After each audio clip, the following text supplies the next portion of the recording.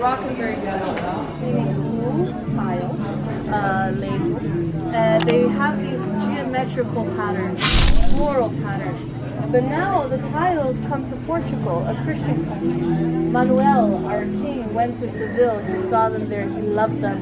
He brought them to Lisbon. The Portuguese at that time had something called Foro Batu, a fear of empty spaces. So they passed the Portuguese had laid on the castle of St. George. The reason why they had won the battle is thanks to this man right here. This guy is called Marti Moniz. And apparently when the Moors were opening the door to let in a messenger, Marti Moniz found that opportunity to jump in front of the doors, sacrificing himself to leave it open long enough for the Crusaders. You can see the red cross on their uniform to go inside and Christianize the land. We know what Christianizing means. Not very Christian stuff.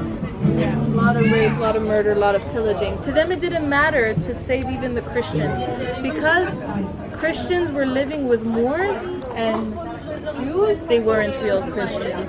So they basically cleansed the whole city to start over. Marti Moniz now is an area dedicated to this guy. It's our most multicultural area. It's the melting pot of Lisbon. So if you want a Portuguese go-in restaurant, if you want an illegal Chinese house, which is my favorite by the way, you're ringing someone's doorbell, you go upstairs, you knock on their door, they're opening up and they're ever. Definitely check that out. I know you came for fish, but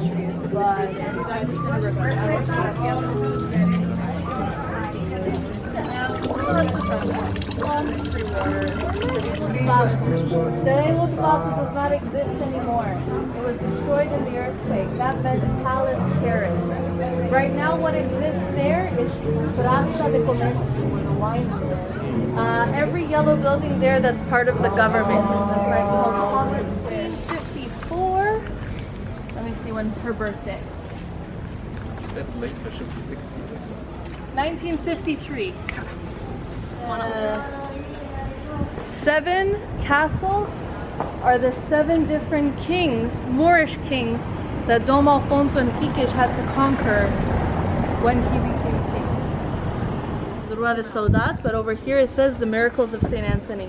All around this building we get to see the perfect difference between the Moorish tiles and then the Christian tiles at the top. So up there we see St. Anthony. He was known to have the silver tongue because of how eloquent he was, not for any other reason, which we'll talk about. They would tell him, like, we don't care what you have to say, go preach to the fishes. So he would go by a river and he would start preaching, and fish would come out to listen to him. And when we go to the side, we'll get to see why he was known as the saint of love and marriages. Right in the middle one, we get to see that he's reaching out to a woman. That woman was said to be crying. And when he asked her, why are you crying? She was like, all of my friends, they're getting married, they're finding true love, and here I am, no one loves me, and I'm never gonna get married. And so he said, okay, stop crying, kiss me, and tomorrow your true love will come. So they made out. And the next day, she got married. So that is why he was kind of made the saint of love and of marriages. In general, another one of his miracles is that everywhere that he went, women miraculously got pregnant.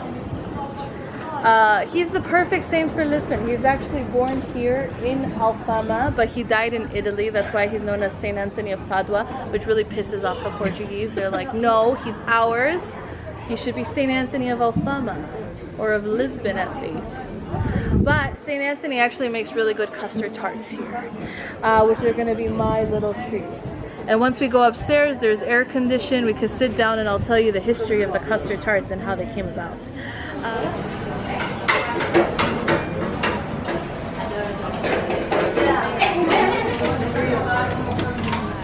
We arrived. So there's many multiple reasons why you have to visit Belém. in your usage. Yeah. It's spelled with an M, but it's pronounced NG, Belang. The Age of Discovery started from there. We have 2 UNESCO heritage sites there that survived the Lisbon earthquake in a very rare architectural style. And we have the original place of these. So the custard tarts came about because the monks in the Jerónimos monastery were using a lot of egg whites to wash their clothes. Egg whites make white clothes whiter. And so the chef there was like, okay, there's all these egg yolks left over and I don't want them to go to waste. So he started making this dessert. All the religious orders though got disbanded in about 1836.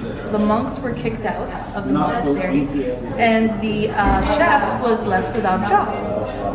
So he decided to open a bakery right next to the monastery where he would continue to make food. That bakery has been open since then. The recipe has been in the same family for the last 300 years. And it is a top secret recipe. Like, this is very serious business we're talking about. The head chef, only 3 people in the world know the recipe, okay? Is the owner of the head of the family, the head chef of the tart outside, and the head chef of the cream inside. These 3 people are not allowed to travel together because if they die together, there goes our recipe. Everyone that works in the place has to write a contract swearing them to secrecy about what happens inside the restaurant. And the queen travels from a secret location overnight to the place where they make the shell, they fill the tarts, and they bake them. In Belém, they're the only ones that are allowed to be called the pastéis de Belém. We have to call them the pastel de nata, any other place. They make 10,000 a day in winter, 50,000 a day in summer.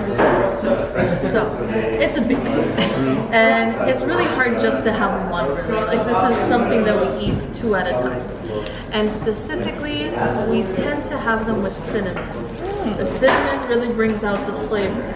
These ones are really good in my opinion because they taste what a traditional custard tart should taste like, meaning a lot of egg yolks. Yeah, like Portugal doesn't do chocolate. We do egg yolks. Every dessert, egg yolks inside, primarily, if not only egg yolks. Who likes cinnamon? Everyone? Yes, great. So everyone just grab one. Thank you. I only know this because I was just in Brazil. Yeah. They look like they're warm. How did you find it? Good? Very good. Yeah, better than the ones in London. I think I should say yes. Because it's a Lisbon specialty. Like, no one It's can so make much better than in London. Yes, good. There we go.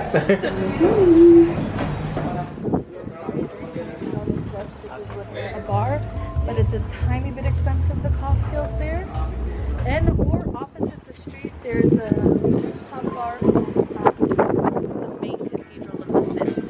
And that used to be a Moorish mosque.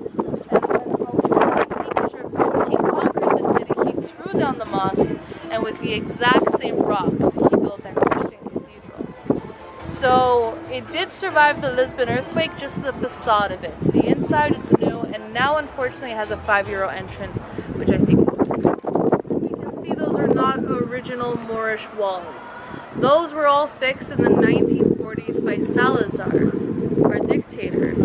The same reason why he put the Jesus Christ of Rio de Janeiro in the bridge of San Francisco. You don't need to go all the way to San Francisco, you could just come here. This was a little bit ironic. Salazar was in charge of Portugal during World War II. Do you guys know what side of the war he kept Portugal on? The winning side. Basically for whatever side would actually give him the most money. And he saw that both sides could give him money. So he was neutral. Or for both sides. Basically what Portugal had was a lot of very famous street artists here that will be seen towards the end. This parking lot though has been voted the most beautiful parking lot in Europe.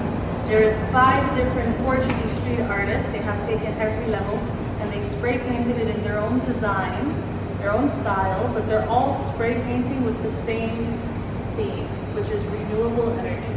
Because Portugal is the second biggest country in Europe with renewable energy. Why, but they're playing Afrobeat right now. Maria Severa. That's a As you sign. can see from her attire and that fish next to her, Maria Severa was not a waitress. She was something else. The Portuguese used fado as an outlet, a way to talk about their sadness that they were living in this state of dictatorship without actually saying, I am sad. So when the dictatorship actually fell, the Portuguese started shunning fado. They didn't want to hear it. They didn't want to be reminded of that time where they're free. And so Amalia also was eventually outcast. Thankfully, the Portuguese saw that fado runs deeper in their history than this one man. So they brought it back. It's fado vadio, that means wild fado. It's not karaoke. Anyone that can sing it is welcome to come up and sing it. But you cannot come up to sing it if you don't know how to sing it. Like, they need you to be good. And the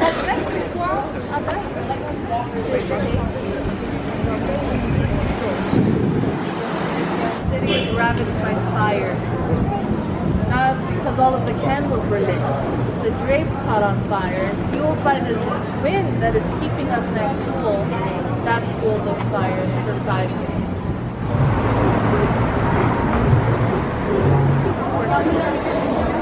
And the world, actually. Both of them are trying to raise awareness and